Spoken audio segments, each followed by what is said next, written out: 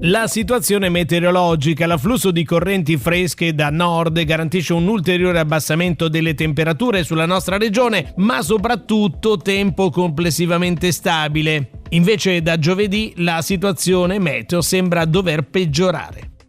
Nel corso del pomeriggio di oggi cieli pressoché sereni su tutta la regione, entro sera locali annuvolamenti sulle dorsali appenniniche di Levante ma senza fenomeni. Venti generalmente deboli dai quadranti meridionali sotto costa, deboli variabili nell'entroterra. Mare mosso, molto mosso sulle coste del centro-ponente, molto mosso localmente agitato al largo e sulle coste di Levante con onda lunga di libeccio. Temperature in diminuzione, le massime non andranno oltre i 20 gradi.